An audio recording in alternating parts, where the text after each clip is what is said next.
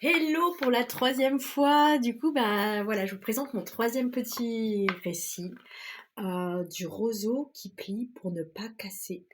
Euh, voilà, c'est un peu le troisième volet de mon histoire. Bien sûr, bah, c'est moi qui, comment dire, qui écrit mon histoire. C'est moi qui a visualisé et qui a récité comme ça, mais ça aurait pu prendre plein d'autres formes différentes. C'est une sorte de thérapie et bah, qui me fait du bien de mettre en forme quelque chose qui est assez informel et douloureux jusqu'à présent en moi. Après, voilà, la vie est belle. J'ai eu une enfance compliquée, complexe, mais j'ai passé des super moments et quand j'y repense, voilà, ça me nourrit. Donc, je suis pleine de gratitude et de reconnaissance pour ça. C'est pas un récit pour faire la victime ou se plaindre. C'est plus, voilà, pour mettre en forme quelque chose bah, qui était douloureux, inconfortable pour moi. Mais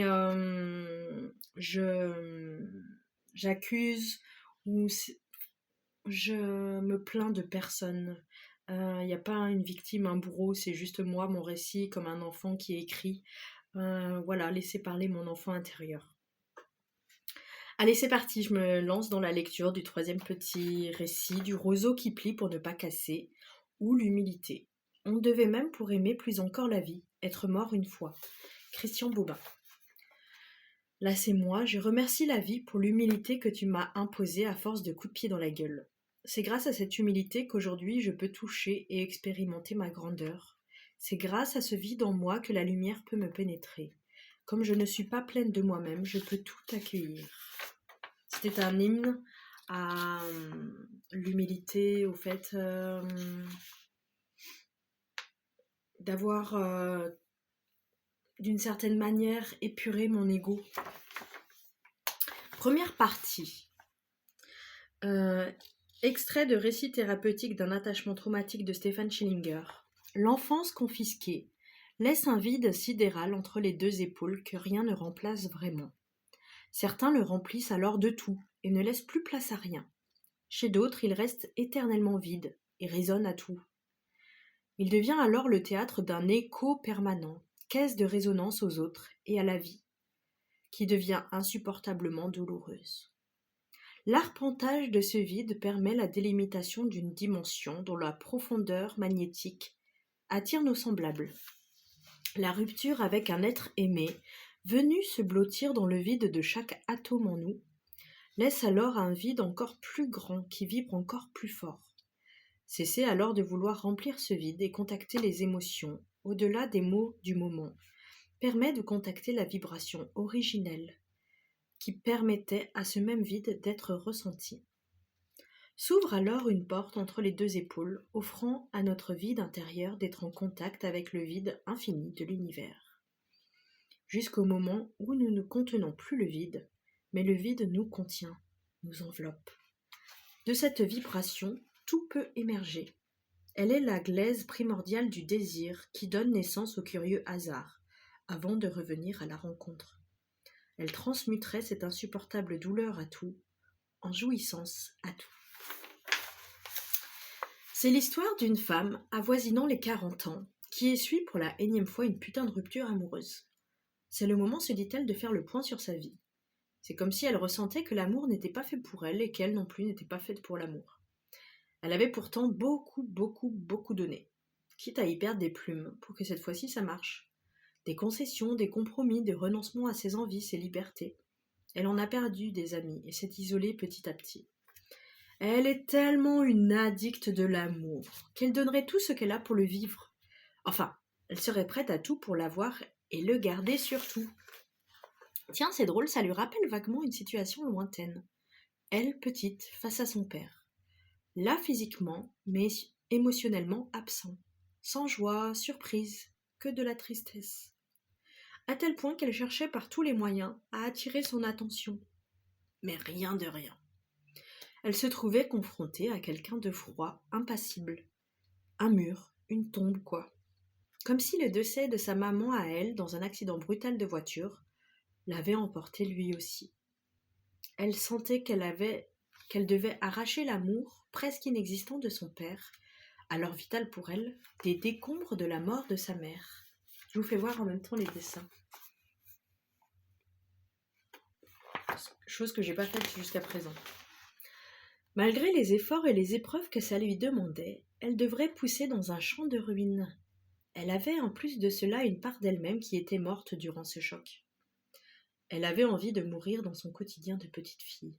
Mais la vie était pourtant là, bien implantée, ancrée bizarrement en elle, et sans l'envie d'en partir visiblement. En tout cas, pas tout de suite. Malgré cette coupure avec la vie et avec elle-même, qu'elle voyait comme un sacré handicap, elle devait continuer coûte que coûte. Elle était mue par cette chose que l'on porte tous en soi. On peut l'appeler force vitale, élan de vie, instinct de survie. De manière innée, elle savait comment faire pour survivre, pallier l'absence, le manque viscéral et abyssal de sa mère. Trouver de l'attention auprès de son parent restant. Son père en l'occurrence. Mais je vous l'ai déjà dit, elle s'est trouvée face à un putain de trou noir qui allait l'engloutir.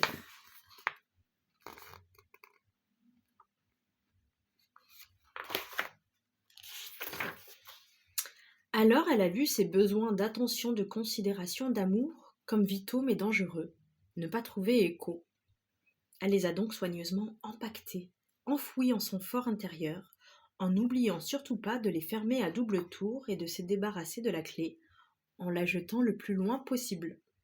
Barricader son cœur, siège de ses émotions et de ses traumatismes, puis ériger un mur entre elle et les autres en affichant une façade de « tout va bien ». Elle donnait tout ce qu'elle avait, au lieu de le recevoir, comme ça aurait dû être le cas pour un bon développement de son être. Oui, le peu d'énergie qu'elle possédait, elle le donnait à son père. Ce qu'elle avait le plus désiré, attendu, souhaité recevoir de lui, elle lui offrait, en espérant qu'il survive, qu'il tienne le coup, se remette sur pied, pour être debout avec elle, aligné, droit dans ses bottes. Elle a porté sur ses épaules d'enfant de 2 ans le poids d'un homme de plus de 30 ans.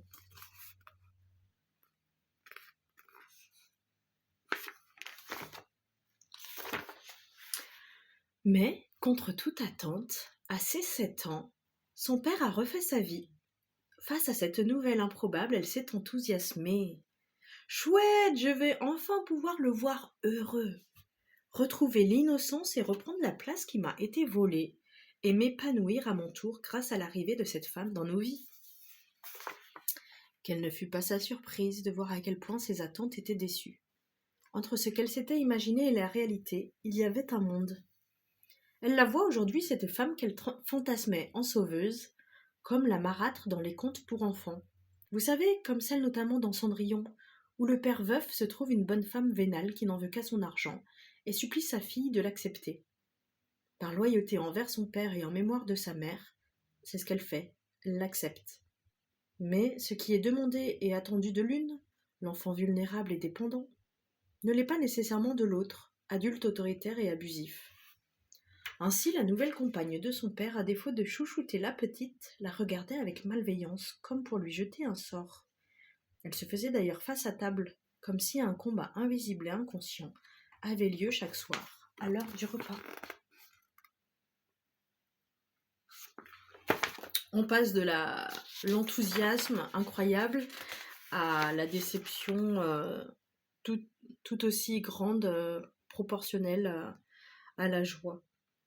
Un combat inégal, car pour asseoir son autorité, la vieille lui rétorquait : « Si tu n'es pas contente ou ne respectes pas mes ordres, tu n'as qu'à partir de chez moi. » La petite, aujourd'hui grande, s'en veut tellement. Elle se sent faible et salie d'avoir accepté ça. Elle se dit que peut-être d'autres auraient réagi différemment, avec plus d'affirmation, de confiance, d'estime et d'amour pour eux-mêmes, ce qu'elle n'a pas su faire. On ne lui avait pas vraiment appris, montré à s'affirmer. Elle s'était toujours pliée pour ne pas que son père casse, qu'elle se retrouve à la rue. C'était un combat pour sa survie. Au lieu de se plaindre ou de se rebeller, elle essayait de tempérer la vieille dame aigrie en lui apportant le plus d'empathie possible. Mais la vieille n'en avait que faire et piétinait les rêves de la petite fille. Elle lui reprochait d'être nombriliste, superficielle quand elle se regardait un peu trop longtemps dans le miroir pour prendre soin d'elle.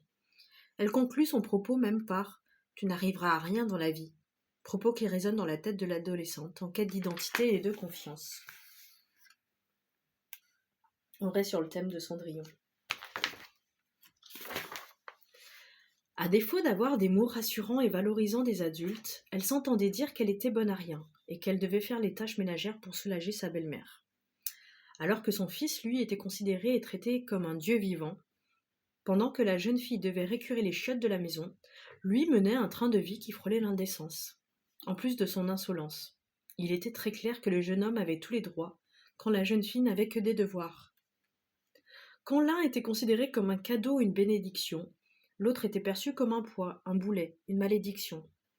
L'injustice ressentie par cette dernière était tellement flagrante qu'elle rentrait dans un mutisme de plus en plus criant.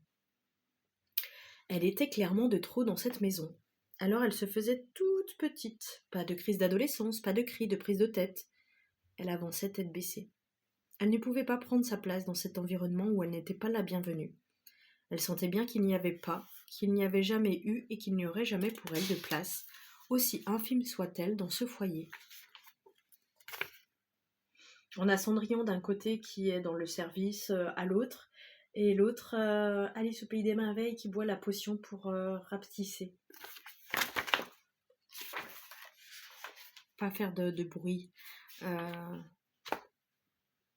Être le moins gênant possible, pas prendre sa place. À l'aube de ses 18 ans, et ce depuis sa venue au monde, elle avait accumulé les événements difficiles, voire même traumatisants. La perte de sa maman, le devoir de porter son père à bout de bras pendant plus de 5 ans, à l'âge où l'on se construit. Et là, pendant son adolescence, se sentir clairement de trop, quand elle n'avait rien demandé. En effet, elle n'avait jamais demandé à n'être qu'une orpheline de mère, et abandonnée par son père dans les filets de sa marâtre. Oui, parlons-en justement de ce père, qui, à aucun moment, n'assume émotionnellement cette petite. Son père dont elle dépendait entièrement, totalement. Il ne l'a jamais, au grand jamais, protégée, défendue, ni même réconfortée, encore moins encouragée, valorisée, flattée, ni dit un mot gentil à son égard, ni montré une marque d'affection à son encontre. Longtemps, la petite a pris la défense de son père, le pauvre homme qui devait supporter cette femme jalouse et misogyne. Mais plus tard, elle s'est souvenue de l'adage « qui ne dit mot consent », qui prit tout son sens dans cette situation.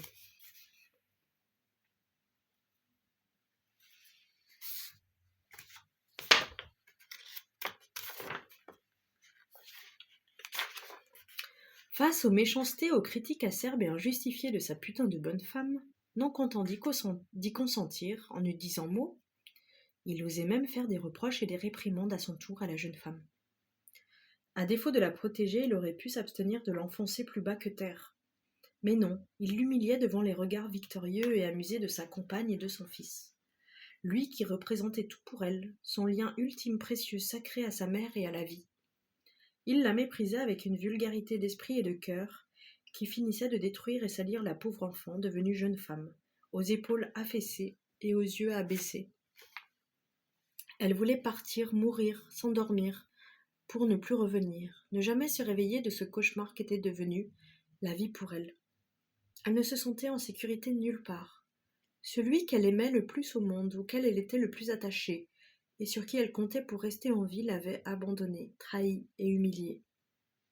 La vie l'avait mise 6 pieds sous terre, son père avait continué de creuser et refermer le trou. Après avoir traversé un océan de tristesse et un désert affectif, elle était laissée pour morte. Il l'avait enterrée vivante. C'est la fin de la première partie.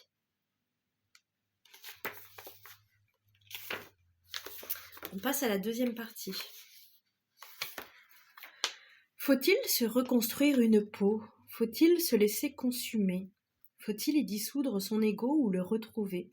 Faut-il faire de la serre au toit de verre percé, par cet arbre qui sort de ma poitrine, un temple ou un cimetière, un lieu de présence ou un lieu d'absence? Quelque chose s'effondre, et là, on veut tenir l'édifice, sauver l'argenterie d'un paquebot qui coule.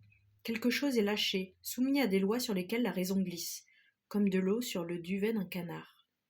Quelque chose qui reprend le contrôle de ce véhicule de chair qui abrite l'illusion du « je suis ». Quelque chose qui n'a jamais été reçu a besoin de s'accoucher de lui-même. C'est la découverte d'un cimetière dont se réveillent les enfants morts, pour dévorer l'adulte qui vit en moi. Quelque chose a été touché. Une brique du barrage a été enlevée, une clé de voûte a été subtilisée, Un trou dans la coque. On a entendu un craquement. Tout le monde a couru. Le roseau casse. La banquise cède. Un enfant se noie. Extrait de Récit thérapeutique d'un attachement traumatique de Stefan Schillinger. À ses 18 ans, elle s'est alors réfugiée sur l'îlot de sa marraine. C'était chez elle comme une bulle de protection hors du temps, un cocon familial qu'elle n'avait jamais connu. Quand je disais que sa vie ressemble à un conte de fées, elle se sentait à la fois pauvre face à une telle abondance et en même temps reconnaissante envers la vie qui venait, en un claquement de doigts, piétiner ses croyances limitantes et briser les plafonds de verre minutieusement installés dans sa tête par ses bourreaux. En effet, elle sentait une sécurité, une bienveillance, une abondance là où elle n'avait rencontré que de l'insécurité, des violences verbales et psychologiques, ainsi que de la pauvreté d'esprit et surtout de cœur.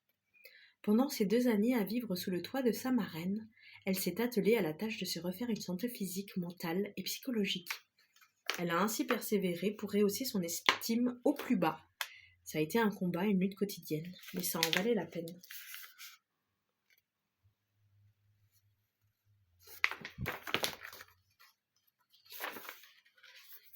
Cependant, en venant vivre chez sa marraine, elle avait inconsciemment cherché l'amour maternel, qui lui avait tant manqué pour se construire et s'épanouir. Elle avait perdu sa maman et l'amour maternel avec. Elle n'avait pas pu faire le deuil à ses 2 ans. Elle avait survécu tant bien que mal. Elle voulait reprendre son dû, qui lui avait été enlevé, arraché, volé, l'amour, mais malheureusement pas au bon endroit. Et avait ensuite vu clairement la différence avec l'amour que sa marraine portait à ses filles, comme un lien invisible mais très puissant qui les reliait, dont elle était exclue. Ce lien existait avec sa mère, il avait disparu en même temps qu'elle. Elle avait du mal en ce temps-là à comprendre cela. Et elle le voulait absolument, désespérément. Elle avait besoin de cet amour comme d'une drogue pour apaiser son manque, sa douleur, son vide intérieur.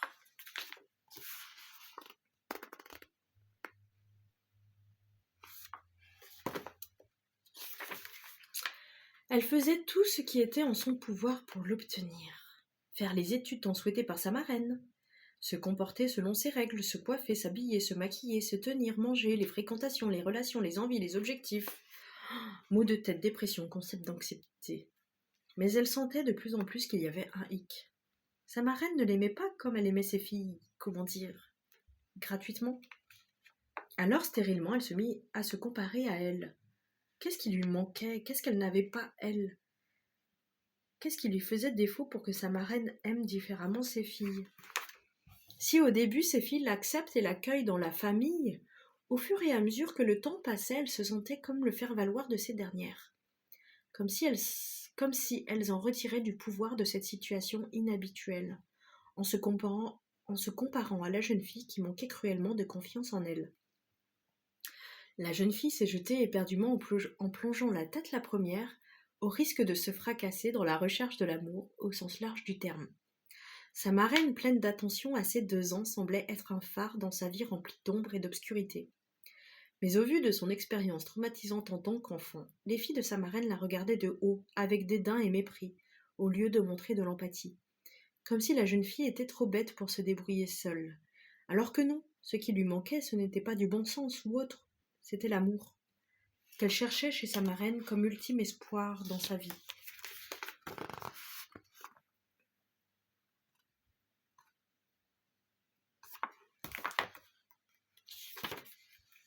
Mais sa marraine n'avait fait qu'une chose et non sans importance, celle d'accomplir son devoir, celui d'aider son prochain.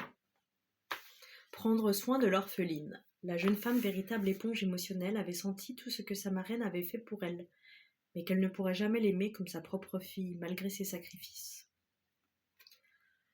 Elle ne voyait alors plus qu'un reste de croyance religieuse et un soupçon de culpabilité dans cela, un sentiment d'obligation chrétienne au détriment du plaisir. Sa marraine, montrant un autre visage, à savoir celui d'un amour conditionné et d'une éternelle insatisfaction à l'égard de la jeune fille, du monde et de la vie en général. Elle se dit alors qu'il était temps de partir pour continuer à cheminer sur son parcours de vie. Il était l'heure pour elle, à l'âge de 26 ans, de prendre son envol, après que sa marraine l'ait pris sous son aile, avant d'étouffer sous le poids de la compétition, de la culpabilité et des reproches.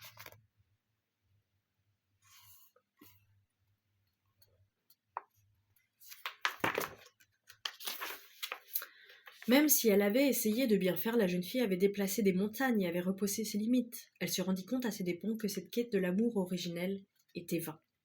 L'amour vient spontanément, naturellement. Il ne se mérite pas. Ceux qui feraient croire le contraire sont des manipulateurs. Si une mère aime son enfant de manière inconditionnelle, car c'est la continuité d'elle-même, un miroir de son ego, l'enfant qui est recueilli sera aimé sûrement, mais pas de la même manière. Et même l'enfant ne se laissera lui-même pas aimer de la même façon, car, à l'endroit même du cœur, il y a un traumatisme d'abandon, de deuil, de mort.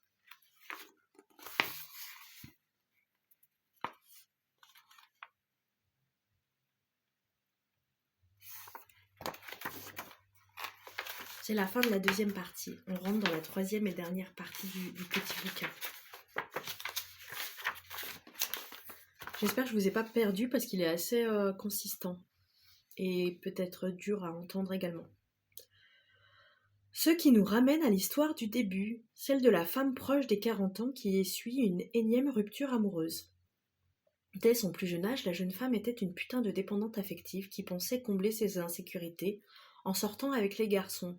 Mais au contraire, elles étaient mises à nu à la lumière de telles situations. En effet, en parallèle de sa relation amoureuse houleuse, elle a tissé des liens similaires à ceux noués avec sa marraine. Lorsque ça commençait à battre de l'aile dans son couple, elle s'est mise à développer une amitié avec une mère et sa fille.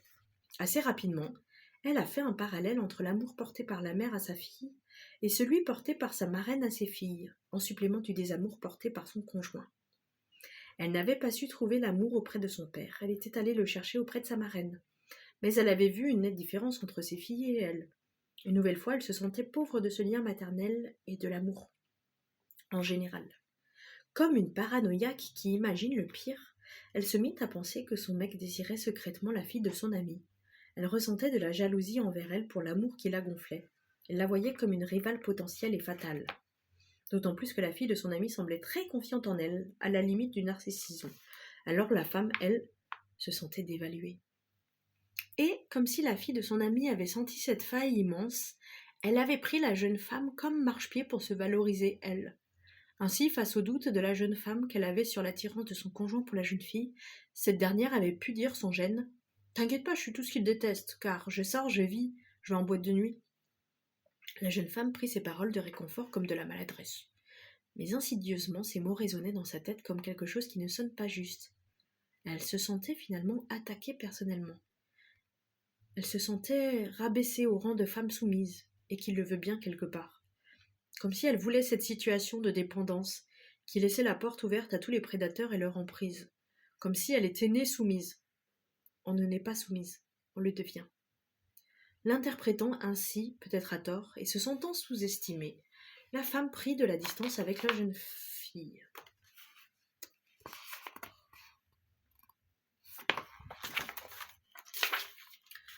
Elle avait déjà connu cette situation où son manque affectif avait été considéré comme une fragilité, où les autres peuvent s'y engouffrer pour asseoir leur supposée supériorité, comme si elle ne trouvait que de l'abus à l'endroit même de ses traumatismes. En lieu et place de bienveillance et empathie, elle trouvait finalement de l'ignorance et de la niaiserie. On ne pouvait pas vraiment lui reprocher d'être une proie facile. Face à l'amour auquel elle ne connaissait rien ou des traumatismes, elle était facilement influençable, voire manipulable. La mort de sa maman, le désintérêt quotidien et destructeur de son père, ainsi que le mépris de sa belle-mère, lui avaient laissé un goût amer d'inachevé, un trou béant à la place du cœur.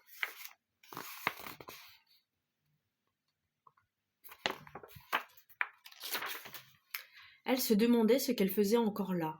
Elle avait agi inconsciemment avec cette mère et sa fille comme pour répondre à ce besoin de comprendre le sens de sa vie. Comme avec sa marraine, tel le chant des sirènes, elle nourrissait malgré elle l'illusion de revivre une dernière fois ce qu'elle avait vécu avec sa maman, le paradis perdu. Au lieu de quoi elle ravivait sa blessure de rejet et d'injustice. Elle faisait tout bien pour être aimée. Elle faisait en sorte d'être là, présente, bienveillante envers son amie, dans l'attente de recevoir de l'amour. Mais cet amour maternel était seulement dirigé vers sa fille, qui ne faisait pas vraiment d'efforts, en tout cas apparents, pour être aimée. Clairement, la femme était frappée par cette évidence. L'amour ne se mérite pas. Il est. comme si elle s'était réveillée d'un long rêve, d'une dissociation presque de sa vie. Elle ne comprenait pas ce qu'elle faisait là. Elle n'avait plus d'attente. Elle s'était enfin détachée, au sens large du terme. Détachée de l'attente d'être sauvée, détachée de l'amour potentiel d'une mère, qui ne serait de toute évidence pas la sienne, et de l'amour d'un homme qui ne serait pas non plus son père. Elle rentra alors doucement mais sûrement dans un long processus de deuil, douloureux et difficile, mais ô combien libérateur pour elle. Elle se dit tout bas comme une prière en son cœur, comme un oiseau célébrerait le matin. Je remercie la vie pour l'humilité que tu m'as imposée, à force de coups de pied dans la gueule. C'est grâce à cette humilité que je peux aujourd'hui toucher et expérimenter ma grandeur. C'est grâce à ce vide en moi que la lumière peut me pénétrer. Comme je ne suis pas pleine de moi-même, je peux tout accueillir. Lettre ouverte.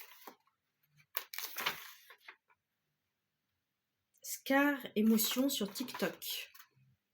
La pire chose qu'un enfant puisse vivre, c'est d'avoir un parent qui est là physiquement, mais absent par son amour. Présent pour critiquer, pour rabaisser, mais jamais pour aimer, pour assurer. Cet enfant, il grandit avec un vide immense, parce que ce parent censé être son refuge devient sa plus grande blessure. Un parent qui transmet ses propres traumatismes sans même s'en rendre compte. Comme si l'enfant portait une partie de ce fardeau, une partie de ce parent brisé. Alors qu'au fond, ce n'est pas son rôle. Un parent, c'est censé être un pilier, un phare dans la nuit, celui qui éclaire quand tout semble sombre. Mais pour cet enfant, il n'y a pas de lumière. Et, quand il devient adulte, ce poids ne disparaît pas. Il se demande sans cesse ce qu'il a fait de mal, pourquoi il n'a jamais été assez. Il porte les blessures invisibles d'un amour qui n'est jamais venu, d'une validation qu'il n'a jamais reçue. Ça se manifeste partout, dans ses relations où il a peur d'être abandonné, dans ses choix où il doute constamment de sa valeur. Il apprend à avancer malgré tout, mais avec ce trou dans le cœur, ce manque qu'il essaye de combler de 1000 façons. Ce texte, c'est pour cet adulte, pour te dire que ce manque, ce vide, ce n'est pas toi qui l'as créé. Tu n'avais pas apporté ces traumatismes qui n'étaient pas les tiens. Et même si c'est difficile, tu as le droit de lâcher ce poids, de ne plus attendre ce que ce parent n'a jamais su te donner. Tu peux devenir ton propre pilier, ta propre lumière, parce que tu le mérites. Du roseau qui plie pour ne pas casser, ou l'humilité. Le roseau m'est venu comme idée de titre en référence à la phrase de Blaise Pascal « L'homme est un roseau pensant ». L'homme n'est qu'un roseau, le plus faible de la nature, mais c'est un roseau pensant. Il ne faut pas que l'univers entier s'arme pour l'écraser. Une vapeur, une goutte d'eau suffit pour le tuer. Mais quand l'univers l'écraserait, l'homme serait encore plus noble que ceux qui le tuent, parce qu'il sait qu'il meurt, et l'avantage que l'univers a sur lui, l'univers n'en sait rien. Toute notre dignité consiste donc en la pensée. Et non, c'est de là qu'il faut nous relever, et non de l'espace et de la durée, que nous saurions remplir. Travaillons donc à bien penser. Voilà le principe de la morale. Fragment de grandeur. Pascal. Voilà, j'espère que ça vous a plu, que ça vous a pas trop mis mal. C'est pas du tout le but, c'est plus dans un but thérapeutique, si ça peut parler à certaines personnes, aider. Et l'idée, c'est de transcender en fait nos expériences qui ont pu être traumatisantes, traumatiques ou blessantes. On a tous vécu à différentes échelles des choses difficiles dans notre enfance. C'est là où je voulais en venir. Et l'idée, c'est est-ce qu'on continue à nourrir la rancœur, l'aigreur, des blessures, ou est-ce qu'on essaye de remercier la vie pour ce qui nous est arrivé et qui fait que ce qu'on est aujourd'hui, et devenir soi-même son parent bienveillant, nous donner ce qu'on aurait aimé recevoir plutôt que blâmer la vie, les parents, la société, le monde en général. Voilà, c'est des pistes de réflexion que je vous amène à vous poser en toute bienveillance et en toute amitié. Voilà, prenez soin de vous, passez un bon dimanche et à bientôt.